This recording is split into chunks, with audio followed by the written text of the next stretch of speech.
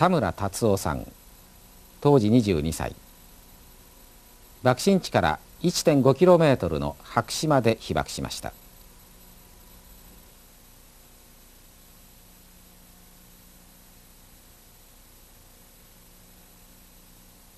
当時常盤橋の西詰めにあった白島派出所の巡査でした。田村さんは派出所内で近所の主婦に灯火管制について注意していた時に被爆しました。牛田町に一時避難した田村さんは翌日白島に戻り、仮の派出所を設けて罹災証明書の発行をしたり、死体の収容、検視、食料の配給などに当たりました。灯火管制、結局空襲警報になったら光を外へ出さないようにいうことだったんです。それを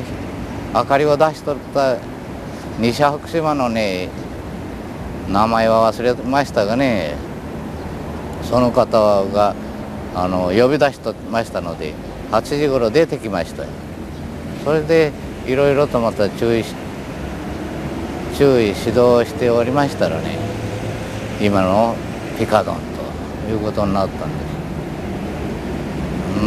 これはね、もう稲妻のようなね、閃光がパーッと青い光が放ちましてね、鋭い光線ですよ。そしてね、事務机がちょうど窓際にあって、こっち側の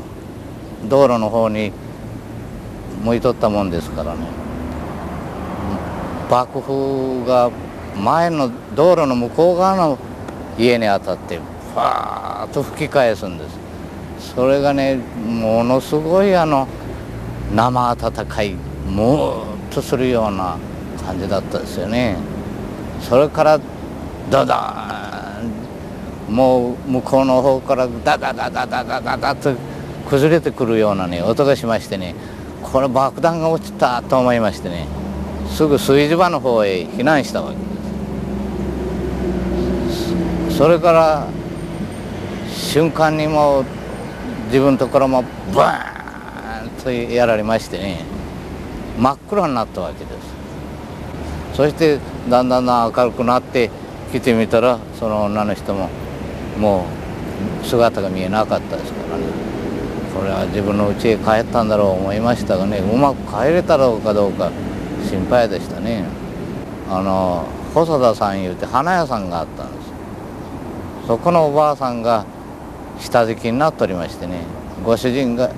息子がね、私らの年配とはちょっといいと思いますがね、それが一人で助けようとしおるわけですよ。おばあさんはね、片腕が外に見えるんです。全身はもう瓦の乗った針がこうガサッと押さえておりましてね、火はもうどんどん来おりますしね、一生懸命2人が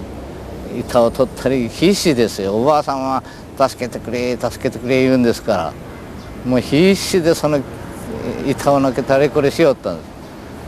体が熱くてね、そこにあった防火用水へ制服のまま入っていって水浸しになってはまたこうやるわけです。それを繰り返しやっておりましたらね、もう煙が充満してきたんですよ。そして熱気がバーッとしてくるんですね。ああなったらね、とんでもないところへ火がパッとつくんですね。これは大変で、もうおられんねえ言うて、もうあとしますしね、辺りが全部火に囲まれたようになりまして、それからしようがないけね、初めはおばあさん助けてあげるよ、頑張ってくれよって言うてやりよったんですが、もうこっちが我が身がかなわなくなりまして、その細田の息子さんと一緒に逃げましたがね、そういう状況だったんですけど、そういう時にね、私らがそう助けてあるうちにどんどんもう北へと八丁堀の方からね避難してくるんです。それはね、ほんと全裸半裸でね、もう真っ黒系ですわ。頭から真っ黒系になって、そして血は出てね、それから手の皮がね、こうよっこうむげたようになって、これをぶら下がる。それがやけどだから痛いからこうしとるんです。このたもとでね、娘さんが私だけついてね、お母さんがここにおるんじゃいって助けてくれって言うんですがね、行ってみてもね、お母さんの姿が見えんのです。こう材木が交差した下の方からカチカチカチカチカチカチ音がするわけです。姿が見えんのですね。それでどうにもならなんだのもありますしね。だから何人か引き出せるようなところは引き出しました。中にはこれは足だけを挟まれてね、いうようなおじさんがおりましたがね、それは足を切ってくれ言うんですよ。足を切ってくれたら出られるから、そういうようなことがございましたね。7日はね、もう罹災証明いうのがあるんです。当時今のような被災を受けて罹災したものは他の土地へ行ったら食料の配給ができんわけですよ。罹災証明を持っていないと。